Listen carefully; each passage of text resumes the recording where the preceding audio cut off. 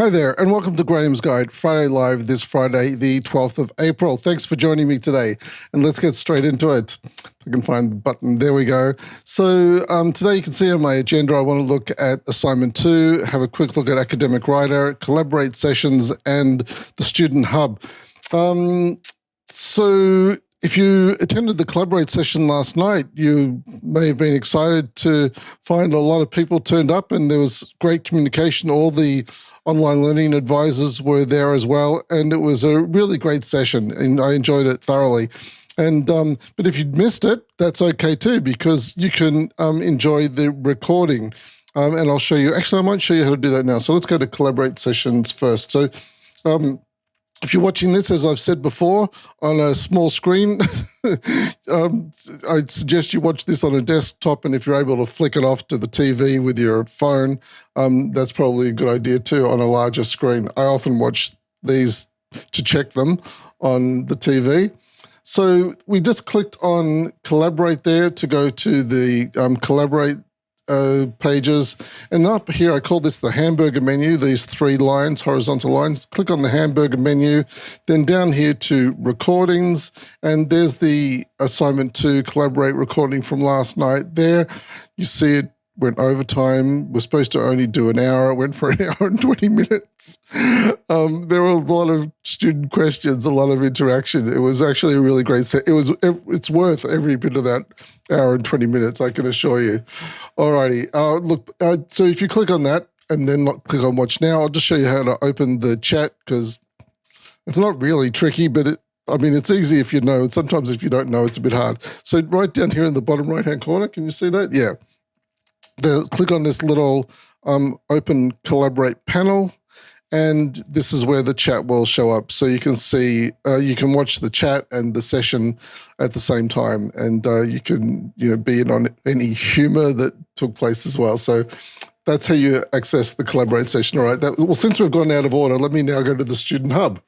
If hopefully you've got shortcuts to get around the Canvas and the Student Hub now, highly recommended, which I showed you in my first Graeme's Guide Friday Live video, and click on Student Hub.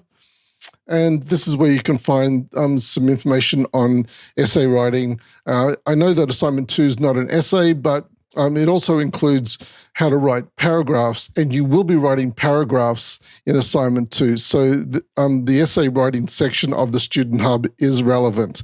How do you get there? Go up here and click on Study Resources, and then scroll down to Learn about Academic Writing. Click here, and this has got all the information about academic writing and presenting.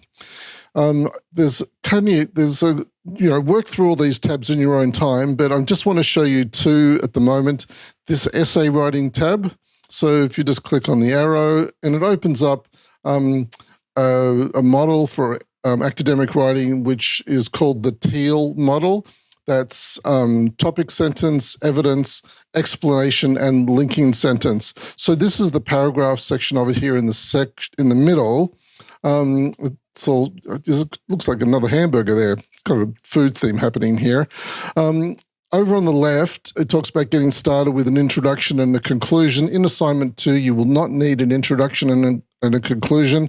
I'll show you in Academic Writer my suggested layout for Assignment 2, which is, as I mentioned, just providing short answer questions or writing short answer questions. You're not writing the question, you're writing the answers to the question. Didn't know my words are around the wrong place. Please don't let my babbling affect my credibility. I do know what I'm doing, honestly. Look, it's got here some information here on word count as well. So we did mention in the session last night about it's important to stick to the word count, which is 1,000 words plus or minus 10%. So you can write as little as 900 or as much as 1,100. If you write less than 900 words, highly unlikely you're not going to pass. It will adversely affect your grade.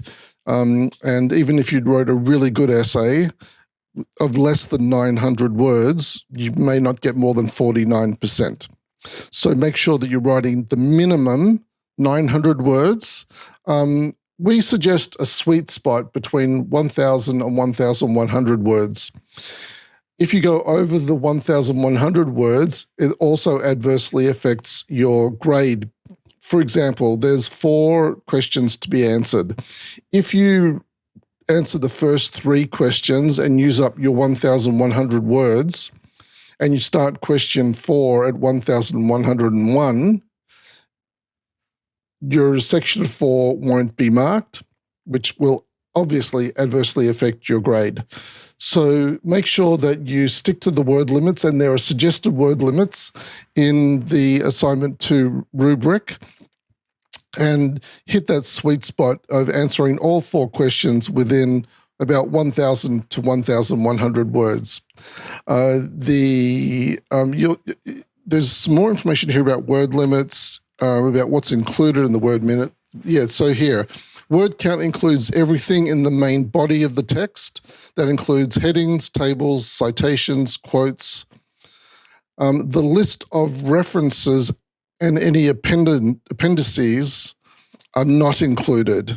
So your reference list is not included, but heading levels are. And I've got a tip on heading levels. Just keep them short and sweet, and I'll show you those just in a moment. All right, let me just quickly get out of here. Why am I going quickly? Because usually my videos go really long, and I think people are going to hang around and watch them if they're more than 15 minutes. All right, formatting and presentation. Here it recommends using Arial or Times Roman 12-point font, line spacing 1.5 or double. I prefer double spacing if you're writing for me, because I can fit the feedback and guidance into your essay better if it's double spaced. And it's more information here about how to name your document and other bits and pieces, space between each paragraph, all that sort of thing here. And so formatting presentation is there for you. However, if you want the formatting and presentation taken care of for you, then you might like to try Academic Writer. So let me go there now. Of course, you can use, where is it? I can't do 2 things at once. Library. I'll go in here. And referencing guides, and then APA, find out more. Down here to Academic Writer, click on Try It Now. What I was going to say, if you want to write in Word, I mean, I've used Word for decades now, and I love using Word. It's a great text processor. However, in the last year, I found Academic Writer, and honestly, it does all of the formatting and presentation for you. So I would probably, in the future, be writing my papers here in Academic Writer. And that's coming from someone who loves using Word. You could start, no, I won't go into that. Anyway, here we are in Academic Writer. There are 3 sections. There's a Learn section, Reference, and Write. So in the Learn section has guidance and tutorials on how to cite and reference. The Reference section is where you can add your references to Academic Writer for use in your papers. So you can, here you can go to your references, or you can click here to add references. And the last section is where you write your work. So here in Learn, it's got the quick guides and tutorials. Someone was asking me about secondary sources, or I was giving advice about secondary sources. If you don't know what a secondary source is, and it's not something that you would need unless you did need it, so don't be concerned if you don't know what a secondary source is. But if you would like to know, just type in secondary source here in this dialog box, click on search, and you'll find a quick guide on secondary sources. It's like a little tutorial. You just follow through all of this, and by the end of it, you'll understand what a secondary source is and how you can cite and reference a secondary source. So let's go into Right Now. And I've already prepared a paper earlier, so I'm going to go to Write papers. And here is the assignment to transforming communication layout that I've come up with. You don't have to go with this layout. You can go with your own layout. Just a quick heads up. If you're looking at this text and wondering, is that Latin? No, it's not Latin. It's just placeholder text. It's called lorem ipsum placeholder text. It doesn't say anything. It's just here to so you can see what the format would look like once you write your own. So, in fact, to see that, you would click on Preview, and you'll see here that it has a cover page. This cover page is created when you input this information, and then it lines it all up for you correctly. Then we go to the next page. You'll see that it's got the heading here for you. That was also put there automatically, but you need to add everything after the heading. Maybe I should just go in quickly and show you what that looks like. I'll show you on the title page. I won't actually do, I'm getting messages here. That's annoying. I've just come back from Malaysia where I went for a 100th birthday, and people are still chatting about it. Okay, probably didn't need to know that. All right, so when you go in here first to create a new paper, you would go here to title page, click on title, and this is where you add the title. You can put your course number, learning and communicating online. That's good. There we go. Learning and communicating online. Put the name of your professor. I'm not a professor, but you could put here, that should be OLA, Graeme Baker, OLA, and the date that it's due. And then when you click on save, that is all to say. Change that ampersand back to that again. That's all. Anyway, then you go to the authors section and you put in your author information, which I've already added. I'm already here, but you would fill this out and add your author information. Fill in Swinburne Online as your institution. No need to worry about department or division. You would say yes to, is it a college or university? Don't worry about the second affiliation because it's just Swinburne you're talking about. And then click on add to author list. And then your name will end up here looking like this instead of mine. And so that's when you go to let's go back to the preview. That's where I want to go.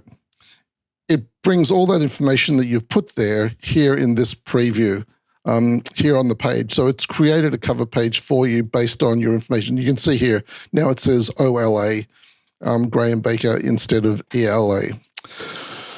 One other thing I would like to show you here quickly is how to insert a citation and reference. So if you're nervous about citing and referencing, about how to format them, Academic Writer will do it all for you. So I'm just going to go here to the end of this pretend sentence. I'm going to put a space because I want the space after the last word, but before the full stop. And I'm going to insert a reference. This is one that I've already added. So I'll just click on Find and Cite Reference. I'm just going to use this first one here. It's not relevant to this, but I'm just going to click on that one and then click on Cite. Parenthetical means that it's just sort of being plonked at the end of the sentence, which I'm doing. If your reference is within a sentence, like if you say Davies and Fiddler said this, well then that's called the narrative citation, and it would do it slightly differently. Anyway, it's parenthetical and it's not a quotation. I'm just going to click on Submit. There's more information coming in about my trip. That's really weird. I might have to blur those out afterwards. Okay, so there's the citation here, perfectly formatted for APA style. Here's the kicker. Let's go to the preview. Next page. Here it is. Here in the actual preview view. But I want to go to the end of the document because it's added references page for you with the title. It's also done the hanging indent. So if you don't know how to do a hanging indent, which is required for APA, Academic Writer will do the hanging indent for you as well. And it will also list your references in alphabetical order. This video is not sponsored by Academic Writer. I just really like it. All right, that's probably enough from me. Those are the three things I wanted to cover. Let me get out of here. And hopefully no more messages come through from my family about the 100th birthday. Thanks for joining me today on Graeme's Guide. I hope that information is useful to you. Today we looked at how you can access the Collaborate sessions. We looked at that information that's available to you on formatting and presentation in the Student Hub. And finally, completely out of order, we looked at Academic Writer and showed you that Academic Writer can do all that formatting and presenting for you. If you have any questions at all, please feel free to ask me in the discussion boards. I'm keen to answer them, and I look forward to catching up with you in the discussions. Thanks for joining me today. Bye for now.